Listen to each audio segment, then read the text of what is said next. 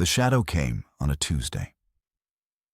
It wasn't the gentle dark of a passing cloud, nor the familiar gloom of a moonless night. This was a different kind of shadow. Heavy, absolute, the color of forged iron and old blood. It fell across the entire world of Cygnus X-12 at once, a stain spreading across the sky. That was how Kalen first saw the Dominion, not as an enemy to be fought, but as a change in the very physics of his reality. Their fleets did not scream across the void or announce their arrival with dramatic flair. They simply appeared. One moment, there was the empty blackness of space, pricked with the distant silver of stars. The next, it was full. Colossal ships, silent and immense, hung over the planet like a judgment. Kalen watched them from the viewport of his maintenance rig, a tiny gnat of a vessel tasked with polishing the solar arrays of the orbital station. The ships were a legion of dark, geometric shapes against the star fields, their size so vast it was difficult for his mind to process. Each vessel was a city unto itself, a moving mountain of metal and menace. They did not need to fire a single weapon. Their presence alone was a declaration of power that rendered every human achievement insignificant. The silence was the worst part. No grand speeches, no demands for surrender broadcast on all frequencies. They just stayed there, looming, a terrifying display of confidence. They knew Cygnus could do nothing. They knew its people were watching.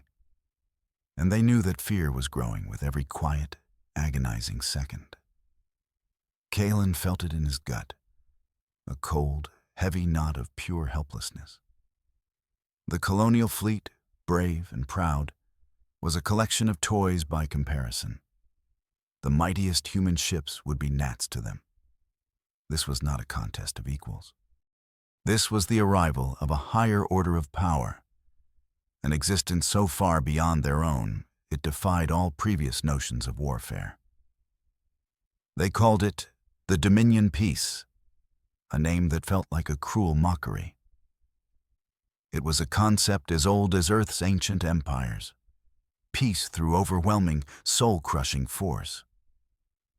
Complete and total compliance was the price of survival. There was no negotiation. Their ships were not just warships. They were statements. Each one was impossibly sleek and impossibly old. The hulls were not welded or riveted, but seemed grown, molded from a single piece of unknown alloy. No seams, no visible engines, just smooth, dark surfaces that drank the light and offered nothing back. For 3 days, they simply hung there, a silent global audience to the planet's panic. Governments fell, economies crashed, hope evaporated like morning mist. On the public screens, Kalen saw riots in the streets of the capital city, people praying to gods they had long forgotten, the raw anatomy of fear on a planetary scale. Then, they finally acted. It was not a violent strike, but something far more unnerving. A single slender vessel detached from the main fleet, descending with a grace that was horrifying. It moved without sound, without any visible means of propulsion, sliding through the atmosphere like a silver needle stitching the sky. It landed in the central plaza of the capital, not with a crash, but with a soft settling, as if it weighed nothing at all. Hatches opened with a quiet hiss, and from them emerged the Dominion themselves. They were not monsters, not roaring beasts. They were elegant, tall, and slender beings in polished bone-white armor. Their movements were fluid and precise, an economy of motion that spoke of supreme confidence. They did not run or shout. They simply walked among the terrified crowds. Their very calmness was the ultimate show of dominance. One of them approached a monument, a grand statue of Admiral Eva Rostova, the founder of the Cygnus colony. The being simply raised a hand. It did not touch the stone.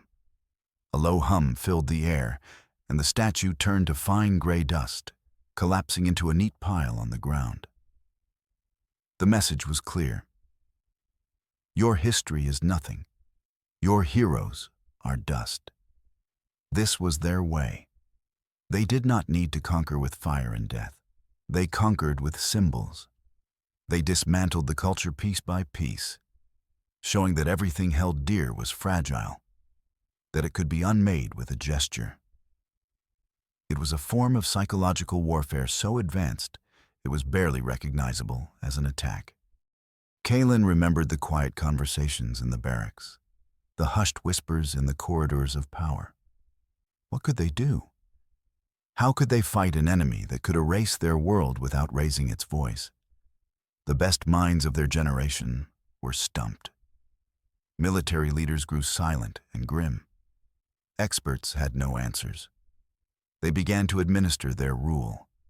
It was efficient, impersonal.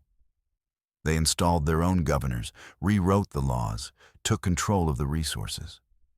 They did it all without malice, with the detached air of a farmer managing livestock. The people of Cygnus were not their enemies. They were their property. Life under the Dominion was predictable. It was safe, in a way. Crime vanished. Old conflicts between nations ended. The Dominion did not tolerate internal squabbles. There was order, stability, but there was no freedom, no art, no passion. The soul of the people began to wither. Kaelin saw it in the eyes of his friends. The spark was gone, replaced by a dull, resigned acceptance. They went to their jobs, followed the new rules, lived their lives in a quiet gray world. The universe had become a much smaller and colder place, a cage gilded with peace. Sometimes, Kaelin would look up at the sky. The Dominion fleet was a constant reminder, a permanent constellation of dread. It blocked the stars he had known his whole life, a ceiling on his ambitions, a border he could never cross. They were the undisputed tyrants of the Outer Rim, and he was living in their shadow. Old star science theories had once spoken of a great cosmic silence, wondering why the galaxy was so quiet, why they had never heard from other advanced races. Looking at the Dominion fleet, Kaelin thought he had the answer. The great silence was not an absence of life. It was the presence of them.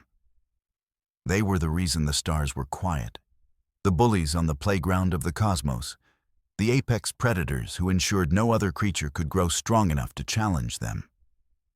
And his entire civilization was just the latest in a long line of conquered peoples. Another voice silenced in the great emptiness. He tried to hold on to hope, a tiny, flickering ember in the vast darkness of their rule. He told himself this could not last, that someone, somewhere, would find a way to fight back. But as the years stretched on, that hope grew thin. The iron shadow of the Dominion seemed eternal, unchanging, absolute. He remembered training in the military simulators before the invasion, practicing tactics against imaginary foes. Now, those simulators were repurposed for Dominion compliance drills. The machines could not even conceive of a scenario where they could win. Dominion victory was a mathematical certainty. There was a strange fringe idea that some people whispered about, a bit of trivia from the forgotten networks. The Kessler syndrome. The theory that a chain reaction of debris in orbit could make space impassable. Some desperate souls talked about it, imagining a self-inflicted wound, a way to trap the Dominion on their world and themselves with them. Pure madness born of despair. It never went anywhere. It was the talk of broken people.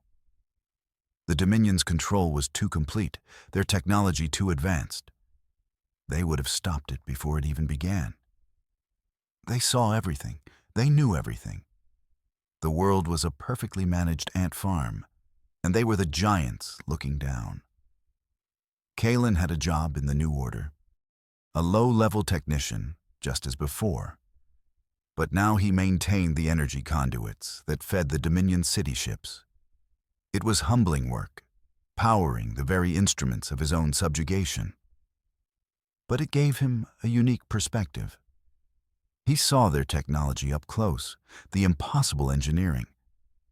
And he saw something else: arrogance. They were so powerful, so far beyond any threat they had ever known, they had grown complacent. Their security protocols were flawless but rigid. They never changed because they had never needed to. Why would a god ever need to fear a mortal? This was not a plan, not even a thought yet, just a tiny observation, a crack in the perfect facade of their invincibility. It was a dangerous seed to let grow, a single spark of defiance in a mind that was supposed to have been scrubbed clean of such things. He kept his head down, did his job, followed the rules.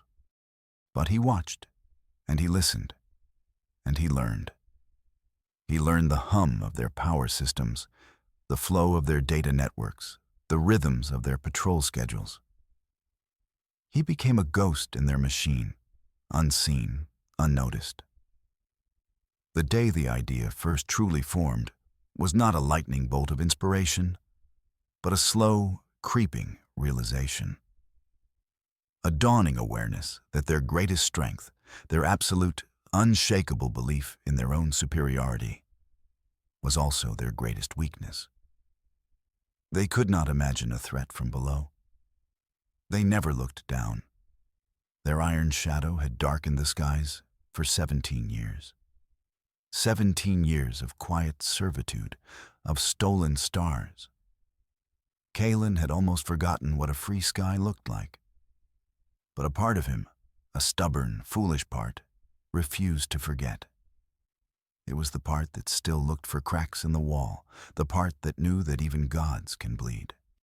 This was the beginning of his secret, the first whisper of a rebellion that existed only in his mind. He knew he could not fight their fleet, could not challenge their armies.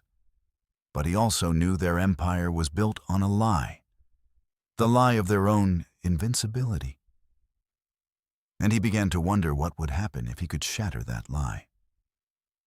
What would happen if he could make the giants fall? The journey was a blank space between the dread of his old life and the terror of the new one. He simply arrived. The facility was carved into a dead asteroid, its name a string of cold numbers, 734 Proxima. No flags flew here, no anthems played over the comms. There was only the low hum of life support and the silent tension of a desperate secret. They told him this was humanity's last hope.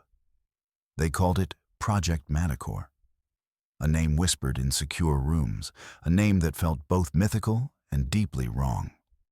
Humanity needed more than a ship. They had built thousands of those. Good ships, strong ships, and the Dominion broke them like toys. Their fleets were a tide of steel and fire. Courage was not enough. Tactics were not enough. They needed a miracle, or they needed a monster. The leaders who chose Kalen believed a monster was the more reliable option. He was led through sterile corridors, the walls a dull, unnamed gray, the air tasting recycled and thin. The few people he saw had the same look, a haunted, sleepless intensity. These were humanity's best minds, its most brilliant engineers, its boldest star science thinkers. They looked like ghosts, like they were building a tomb. At the end of a long, pressurized tunnel, he entered a cavern. It was vast and cold, the space so large his eyes struggled to find a reference point. And in the center of that cavern, it waited. It was not a ship, not in any way he understood. There was no proud bow, no elegant lines, no viewports looking out into the void. It was a nightmare of black alloy and bundled, throbbing cables. The shape was all wrong, asymmetrical, jagged. It looked less like it was built and more like it was grown, or perhaps captured. It pulsed with a faint internal light, a soft, menacing glow that seemed to follow him. This was not a machine you could command. This was a beast you had to tame. A woman approached him. Her name was Dr. Aris Thorne. She had kind eyes, but a mouth set in a permanent, grim line. She carried the weight of this entire project on her shoulders. She gestured toward the hulking mass. "It's beautiful, isn't it?" she asked, her voice quiet, almost a whisper. Kalen did not see beauty. He saw a weapon that scared its own creators. He saw his future, or his end.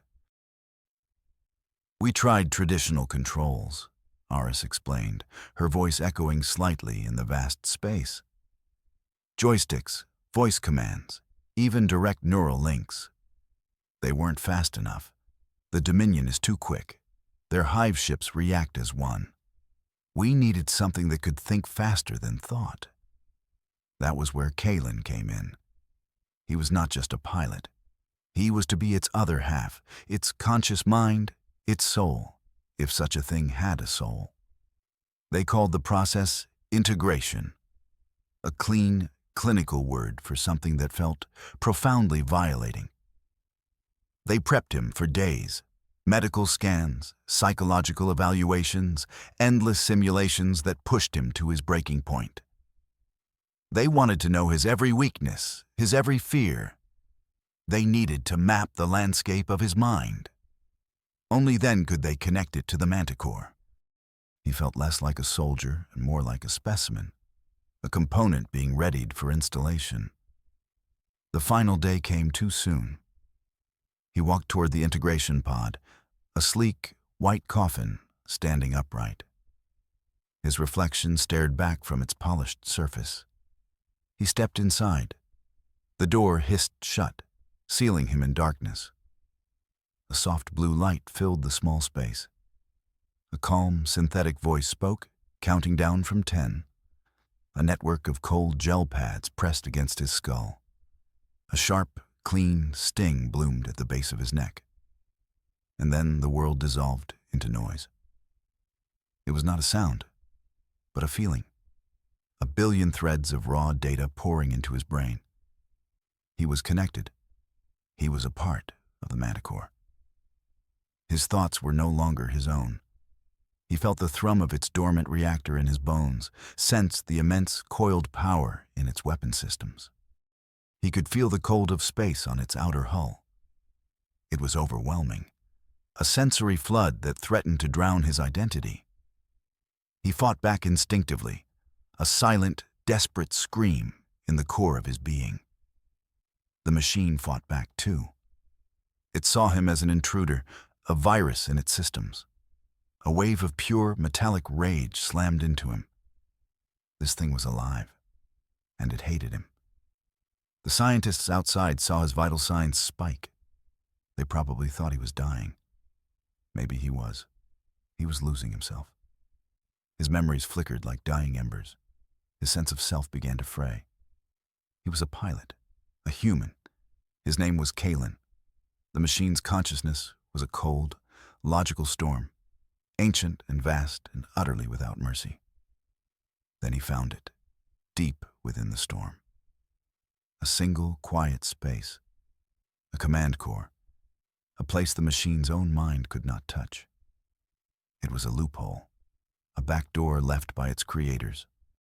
He dove for it, pouring every ounce of his focus, his humanity, into that one point. He did not try to control the storm. He simply anchored himself within it. He let the machine rage around him. He became the calm at the center of the hurricane. The raging subsided, became a low, suspicious growl. It was aware of him, watching him. But he was no longer an enemy. He was a part of its landscape, a strange new feature in its internal world. Dr. Aris later told him that what he did was impossible. She said he had essentially tamed an artificial god. He just knew he had survived, and that the real work had just begun. Learning to fly the Manticore was like learning to breathe again. He did not use his hands. He used his will. He thought of turning, and the monstrous machine obeyed. He imagined a surge of power and felt the engines respond. It was exhilarating and terrifying. He was a mind in a body of star metal and fury. This secret project had parallels in human history.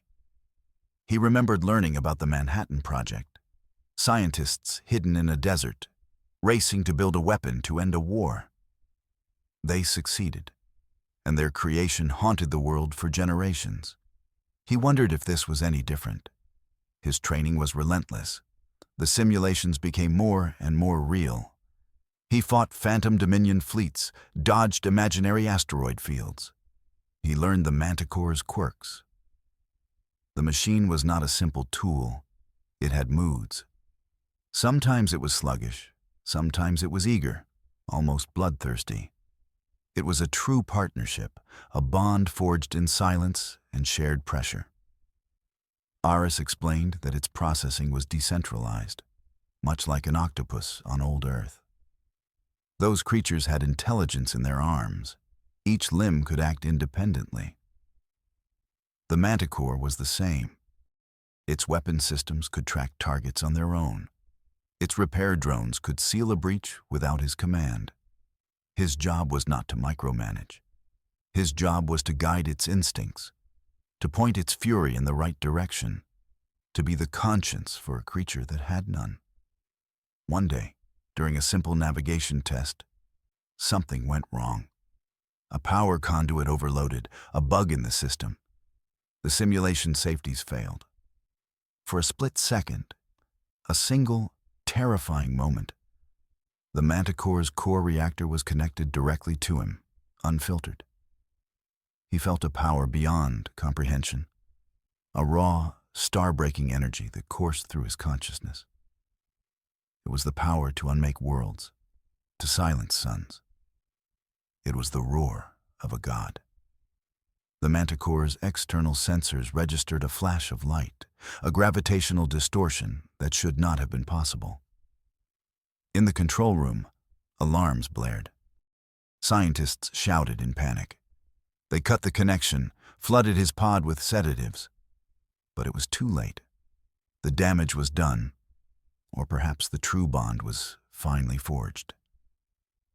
He had tasted the Manticore's ultimate potential. It had tasted his. When he awoke, the silence in the cavern was different. It was not the silence of secrecy. It was the silence of awe and fear. The engineers and scientists no longer looked at the Manticore. They looked at him. He was not the pilot anymore. He was the monster. Humanity's answer to the bullies of the Outer Rim was ready, and he carried its terrible, beautiful power inside his own mind. He was no longer just a person. He was a weapon waiting to be fired. The order was not a shout. It did not come over the comms. It was a quiet data packet, a cold thought in his mind. The word was simple: go.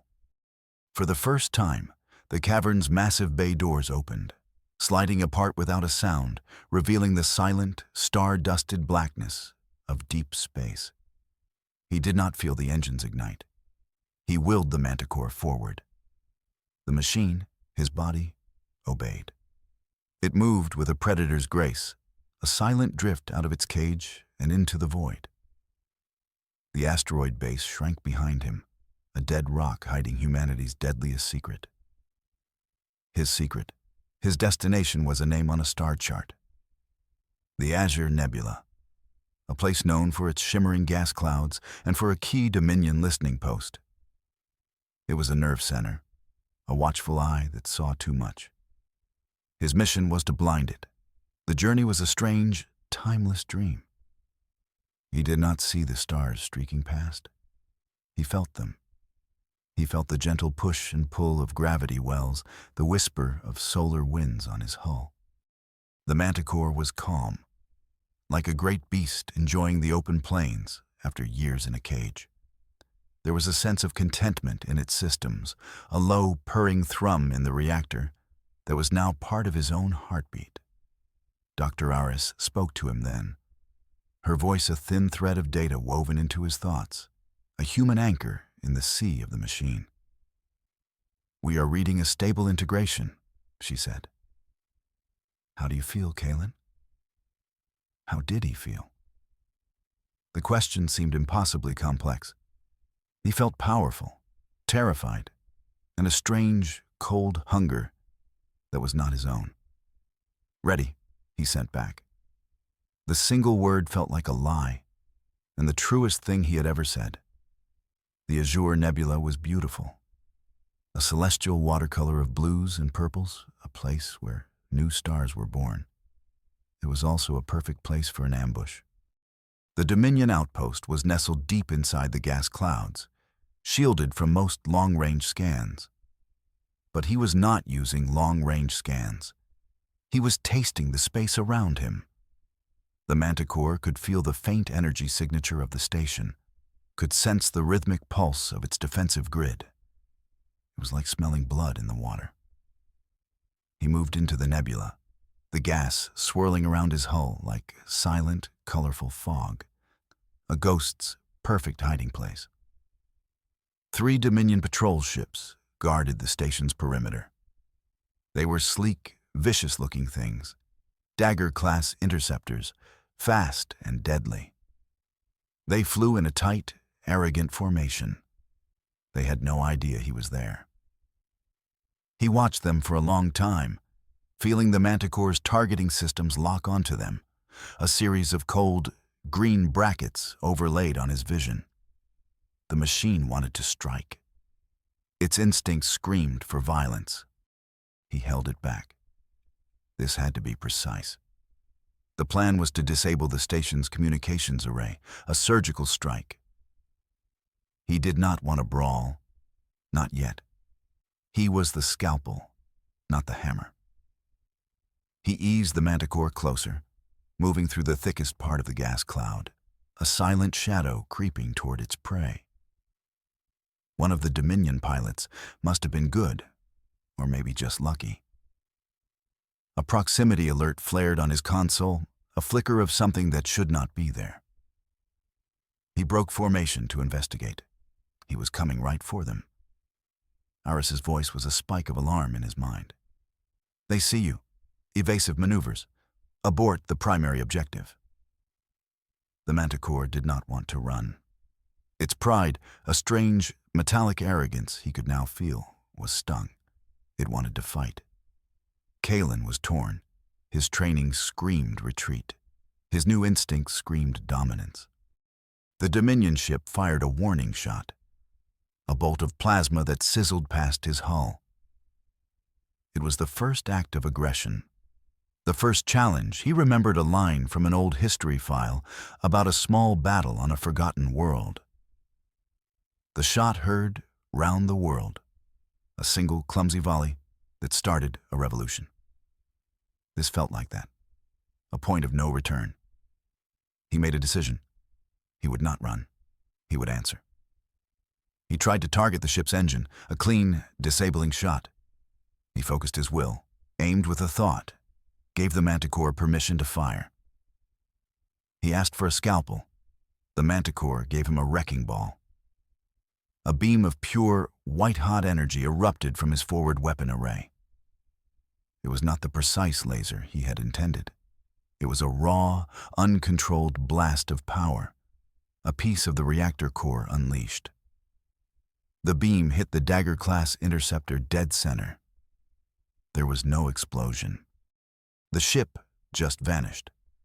One moment it was there, the next, it was a cloud of rapidly expanding, superheated atoms. The violence of it shocked Kalen. It was too much, far too much. The other 2 Dominion ships reacted instantly. They were veterans. Their training took over. They opened fire, peppering his hull with plasma bolts. The impacts felt like angry fists pounding on his body. Alarms he did not recognize screamed through his mind. Data streams turned from cool green to frantic red. The Manticore was hurt, and it was furious. Its rage was a physical force, a wave of metallic fury that washed over him. It was the same rage he felt during his integration. But this time, he did not fight it. He rode it. He let go of the reins, gave the machine its head. The Manticore roared. It was not a sound that traveled through the vacuum of space. It was a shriek of data, a blast of electronic warfare that fried the enemy's sensors. The two remaining ships were suddenly blind. Their pilots shouted in confusion over their comms. He could hear them. The Manticore had tapped into their frequencies. Their panic was a sweet song to the beast he rode. He was no longer a pilot. He was a passenger on a storm of violence.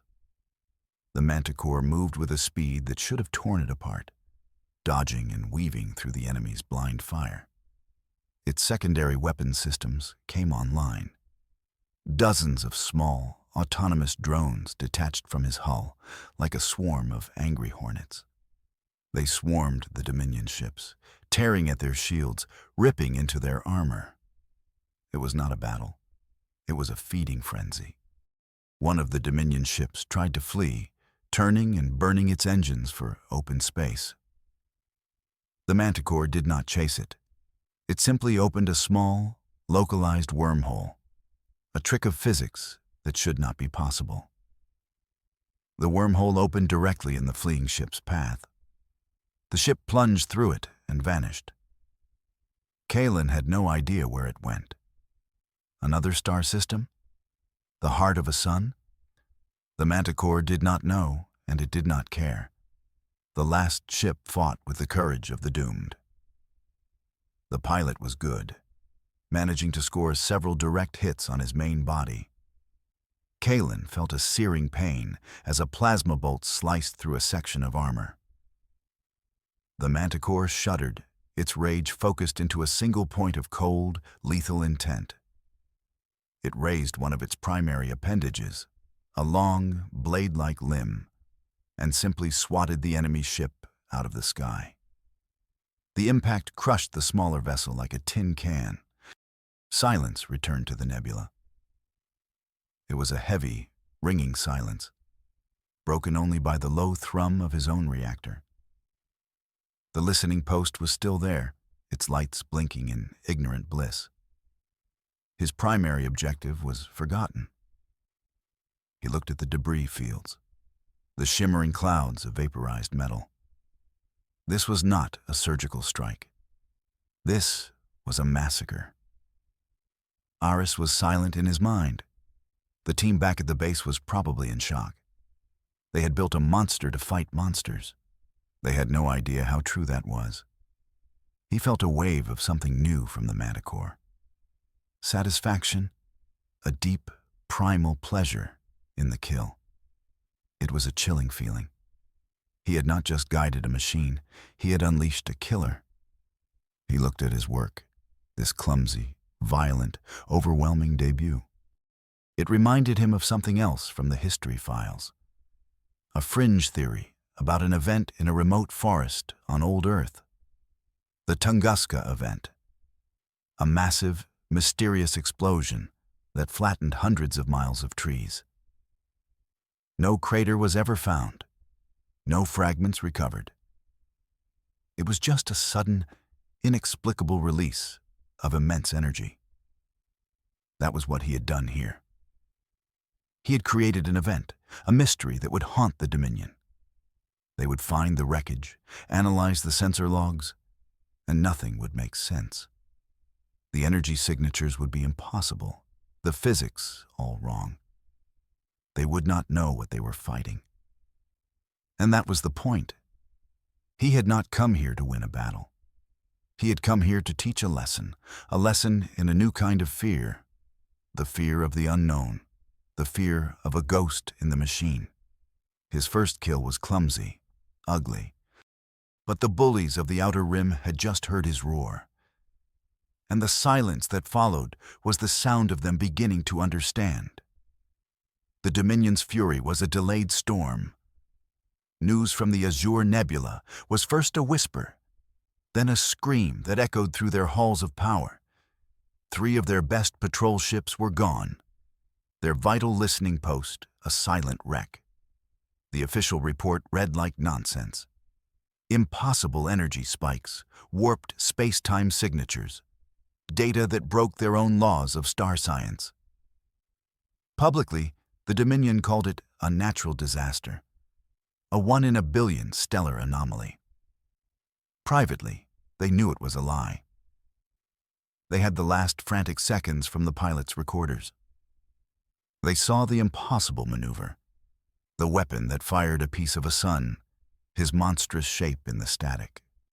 Those recordings were buried under layers of security, but the truth leaked out. Not as data, but as fear. And the Dominion responded to fear in the only way it knew, with overwhelming theatrical force.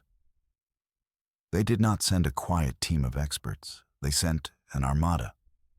They called it the Grand Fleet of Divine Retribution because tyrants have no sense of irony. It was a statement. 100 of their most powerful warships, a moving city of gunmetal and imperial pride. At its heart was the dreadnought, the unshakable vow. Leading them was Admiral Koth, a man who looked like he had been personally chiseled from a mountain of rage. He had served the Dominion for 50 years and had never known a single defeat in battle. He considered it a deep personal failing in his opponents. Koth broadcast his intentions on every known frequency. He was hunting the Azure Anomaly. He promised to erase it from existence. His confidence was an insult to the entire Outer Rim. Back inside the asteroid sanctuary, the mood was heavy. Dr. Eris watched Kalen's battle logs on a loop, her face a mask of awe and terror. She and her team had designed a ghost, a scalpel to perform surgical strikes. He had shown them they had actually forged a sledgehammer, a very big one, a hammer that shattered stars. We measured the energy release, Aris said to him, her voice a tight data stream in their shared consciousness. The blast that vaporized the first ship, it was immense. She paused. You were not in control, were you, Kalen? It was not a question. He knew she was right. The Manticore had acted on instinct. And he had discovered a terrifying truth. Its instinct was a profound and deep-seated hunger for violence. The machine was more than his vessel now. It was his other half. Its cold logic and fiery rage were woven into his own thoughts. It did not speak in language. It spoke in pure intention, in urges. Right now, it felt a deep, rumbling impatience, a hunter's desire for the chase to begin again. It wanted to feel the Dominion's fleet in its sensors. Sometimes, its consciousness was a comfort, a familiar presence like a great panther pacing at his side. Other times, it felt profoundly alien, a being of pure mathematics and cosmic fury. It would show him things in his mind, blueprints for weapons that used black holes as ammunition, tactical plans that treated gravity like a toy. He was its pilot, but he was also becoming its apprentice. Aris sent him a file from the archives of old Earth. She was trying to teach him a lesson about pride. It was the story of the Spanish Armada from the year 1588, a fleet of 130 massive warships, the greatest military power of its time, believed by its king to be invincible. He sent it to crush a small island of rebels. But the English rebels had smaller, faster ships. Their cannons could fire farther, their captains were bold and unorthodox. The great armada was harassed and broken, scattered by storms and superior tactics. A story of how arrogance can blind an empire. History is a warning, Aris sent, a grim reminder that giants can fall. Kalen spent time in the archives too, but he was drawn to stranger stories. He found a file about a ship called the Mary Celeste, a merchant vessel found adrift and deserted in the Atlantic. It was in perfect condition, its cargo untouched, food still on the galley table. But every single person in the crew was gone, vanished into thin air. No note, no sign of a fight. Just an empty ship and a deep mystery. That's what he was to the Dominion. An impossible, terrifying mystery. A ghost ship. Admiral Koth was not a man for mysteries. He craved a simple, brutal fight. He took his grand fleet to a dead star system, a place called Typhon's Lament. It held a single dying red giant and a handful of lifeless, rocky worlds. It was a perfect stage for a demonstration of power. His fleet arranged itself into a flawless grid, a solid wall of warships stretching for thousands of kilometers. It was a kill box, an ancient and brutally effective formation, designed to focus the firepower of 100 ships onto a single point in space. It was a death sentence for any known vessel. Koth opened a channel to the entire rim. His voice boomed with absolute certainty. He called Kalen a coward, a phantom hiding in the dark. He dared him to face the righteous fury of the Dominion. He was certain his numbers would crush him. He believed the old rules of war still applied. Humanity's hidden leaders watched Koth's broadcast. They were terrified. An order came down to Kalen, a direct command from the highest level. Stand down. Remain hidden. Do not engage. They saw 100 warships and calculated his odds of survival at 0. Their logic was sound, their fear was reasonable. But they were not bonded to the Manticore. They did not feel what he felt. The machine's hunger was a roaring fire in his mind, a physical ache. It saw the Dominion fleet not as a threat, but as an invitation, as a feast. It showed him the fleet's formation in his mind's eye, highlighting the flaws Koth was too arrogant to see.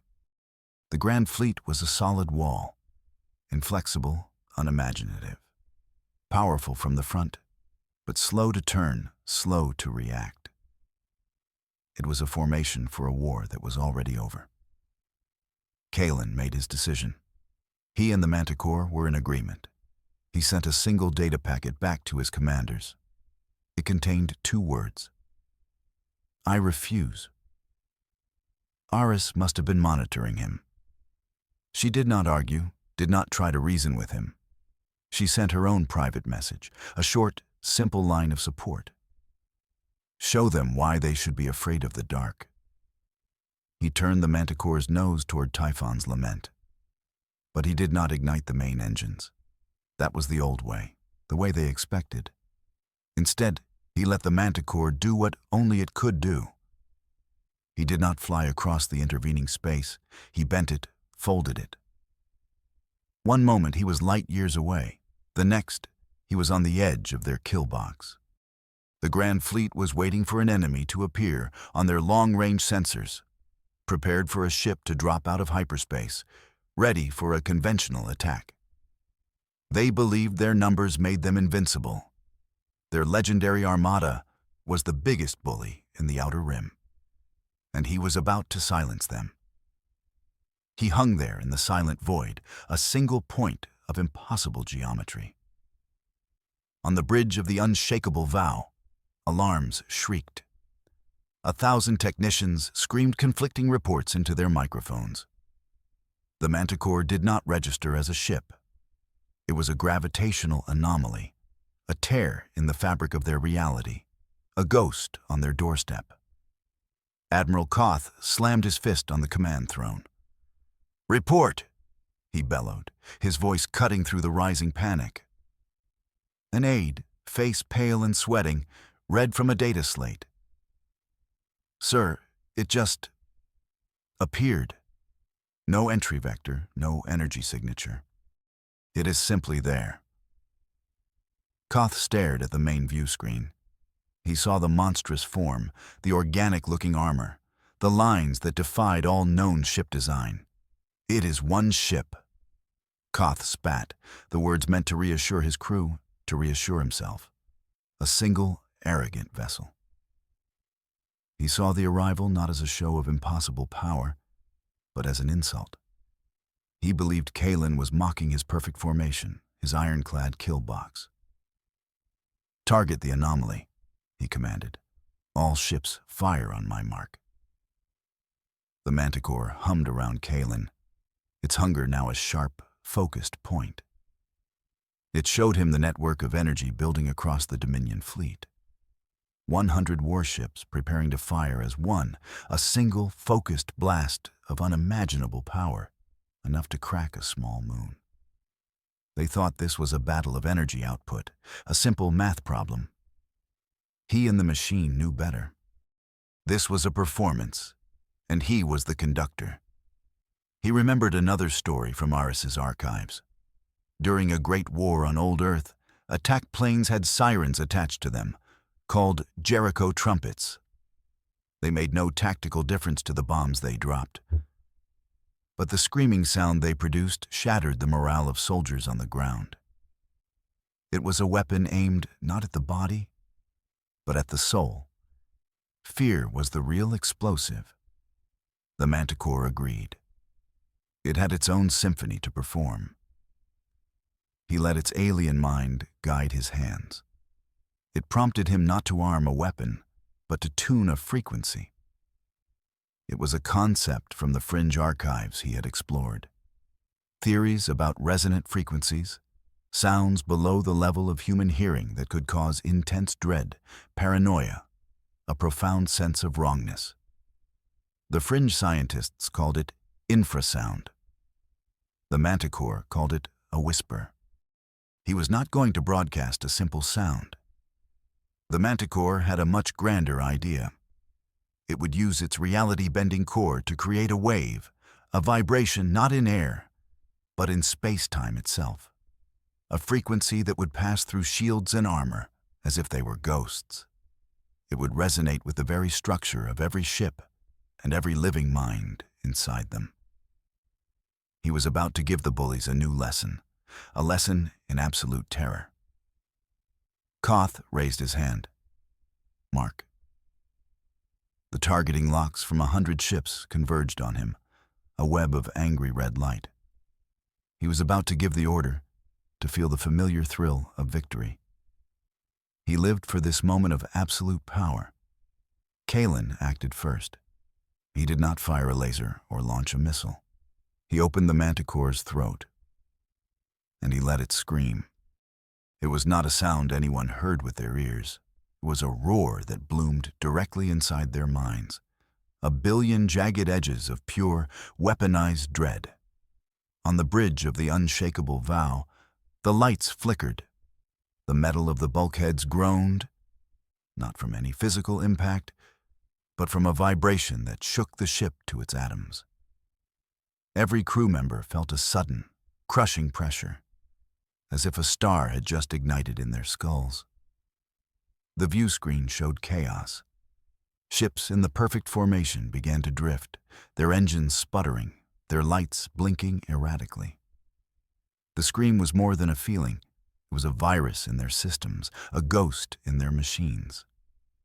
The targeting locks on him flickered and died, the web of red light dissolving into nothing.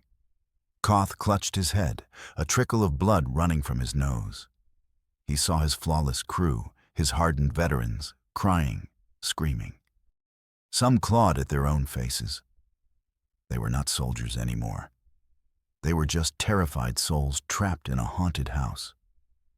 The roar was a psychic crowbar, prying open the fragile sanity of every living thing in the fleet. It told them a deep, primal truth. The universe was vast and full of teeth, and they were very, very small. The Manticore's scream lasted for 17 seconds, an eternity of terror. It did not just broadcast fear, it amplified the fear that was already there, the nagging doubt, the quiet terror of the void. It turned every sailor's personal demon into a roaring monster. They were not being attacked by one ship. They were being devoured by their own minds. The roar stopped. A profound and total silence descended. But the silence was worse. The absence of the noise left a vacuum, a ringing emptiness filled with aftershocks of panic. The Grand Fleet was broken, not by firepower, but by a sound. Their formation was a wreck. A dozen ships had collided with their neighbors. More were simply dead in space, their crews either catatonic or mad. Koth staggered to his feet, his iron certainty shattered. He looked at Kalen's ship, hanging in the void, motionless, silent. He had come here for a battle, for a glorious victory. Instead, he had been handed a nightmare. He did not understand what had happened. He only knew that the old rules were gone. The universe, he knew, had been a lie. Through their shared link, the manticore felt a cold, clean satisfaction. The hunter had stunned its prey. Now it was time to strike. Kalen did not need to wipe them all out. Arrogance, like a command ship, has a single point of failure. He targeted the unshakable vow. The manticore's primary weapon charged, not with the explosive fury of his first battle. This was different. A cold, precise lance of energy, a sliver of impossible physics. He fired. A thin beam of absolute blackness crossed the distance in an instant. It did not explode on the flagship's shields. It passed through them. The beam touched the bow of the unshakable vow, and the great warship began to unravel, not in fire, but in silent geometry. The metal dissolved. The armor plating flaked away into dust. The mighty command tower twisted in on itself, as if it were a clay model being crushed by an unseen hand. There was no explosion, no light, just a quiet, horrifying subtraction. Admiral Koth watched the front half of his ship cease to exist. He had just enough time for one final, broken thought. This was not a weapon. This was an editor, deleting a mistake from the pages of the cosmos. In 5 seconds, the pride of the Dominion fleet was gone. A cloud of inert particles was all that remained. The surviving ships of the Grand Fleet did not wait for orders. There were no orders to give. There was only a primal, panicked instinct to flee. They turned and ran in every direction. They fled from the silence, from the ghost that had broken their minds and erased their leader. They fled from the terrifying truth he had shown them. Kalen floated in the quiet graveyard he had made. The space around him was littered with the drifting hulks of broken ships. Some were damaged. Most were just empty, their crews lost to a scream they could not understand. The manticore was calm now. Its hunger sated. The deep, rumbling impatience was gone, replaced by a heavy, watchful stillness. The Rim had been listening.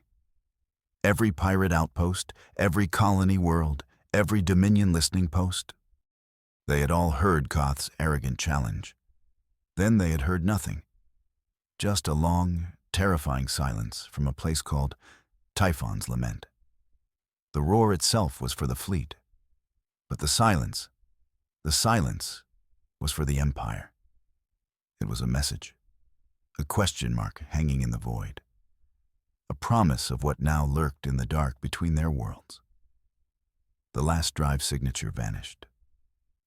Kalen was alone, surrounded by the silent, drifting tombs he had created. The space that had crackled with energy and intent was now profoundly still. Inside the manticore, the psychic hum quieted to a soft purr. A deep and ancient contentment radiated from the machine mind. It was the feeling of a predator resting with a full belly. He did not share its simple satisfaction. He looked out at the floating graveyard, the Grand Fleet of the Dominion, broken, humbled, terrified. His victory was not marked by explosions and triumphant shouts. It was marked by this, a deep and spreading quiet. The silence was not just an absence of sound, it was a presence, a heavy blanket smothering the stars. He had not just defeated a fleet, he had murdered a conversation. Across the outer rim, listening posts waited, manned by Dominion officers, arrogant men and women expecting news of a swift execution. They anticipated a message from Admiral Koth, a boastful report of his destruction. The minutes ticked by, then the hours. The channel that should have carried their victory cry remained dead. Panic is a patient seed. It grows best in the soil of silence. At first, there was confusion, then annoyance, then a slow, creeping dread. They sent queries, encrypted, urgent. They received no reply. The Grand Fleet, the symbol of their power, had gone dark. It had simply ceased to be a factor in their star science. The silence from Typhon's lament began to spread, moving at the speed of information, a shockwave of nothingness. Colony governors who paid tribute to the Dominion suddenly found their calls unanswered. Mighty sector commanders who ruled with iron fists found their authority felt hollow. The Bullies had lost their biggest stick, and the whole rim was beginning to notice. Kalen felt the weight of this new quiet settle upon him. It was a heavier burden than any battle. In Aris's archives, he once read about a great library on old Earth, a place called Alexandria. It held the accumulated knowledge of its world. Most people thought it burned in a single, great fire. But the experts knew better. The truth was quieter, more tragic. The library died over centuries, its scrolls neglected, its scholars scattered. Knowledge was not lost in a roar of flame. It was lost in a slow, creeping silence, a gradual forgetting. He had not destroyed the Dominion's homeworld. He had just burned their library of fear, erased their story of invincibility. Now a new story would be written, by him, or rather, by the ghost stories they would tell about him. He and the Manticore floated through the wreckage, seeing the ships up close. No catastrophic damage, no gaping holes from plasma cannons. Just quiet ships full of broken minds. He had left the bodies and taken the souls. A fringe theory he once found came back to him. The idea of stone tape theory, a strange belief that powerful emotions could be recorded onto inanimate objects, that a house could absorb a moment of terror and play it back for centuries, like a psychic recording. He had turned this entire sector of space into a haunted house, a monument to a single scream. Any ship that passed this way would feel it, a cold spot in the void, an echo of the dread he unleashed, a place where the stars themselves seemed to cringe. This was his true victory, not the destruction of ships, but the creation of a legend, a cautionary tale whispered in the dark. The Dominion finally sent scouts, fast, nimble ships designed to see without being seen. They arrived days later, finding the Ghost Fleet exactly as he had left it, drifting, silent. They boarded the flagship's remains, what the Manticore's beam had spared. They found the crew, some catatonic, staring at walls that were no longer there. Others had gone mad, babbling about a sound that ate thoughts, about a darkness that unraveled matter. Their reports, sent back to the Dominion's high command, were a mess of contradictions, of terror and impossibility. They spoke of a single ship, a monster that was not a machine, a weapon that did not fire. The Dominion had built an empire on predictable violence. He had given them something they could not calculate.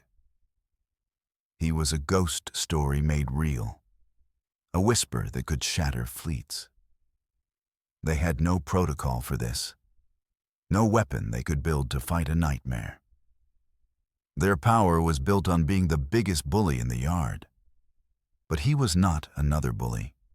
He was the shadow that lived under the school. The silence continued its work. On worlds oppressed by the Dominion, rebellions did not erupt overnight. Instead, a quiet defiance began. A governor would ignore a command. A shipping guild would delay a tribute. Small acts of courage bloomed in the sudden absence of the tyrant's shadow.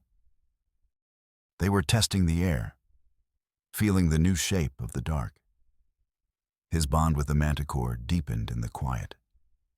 He felt its alien thoughts, not as words, but as pure concepts.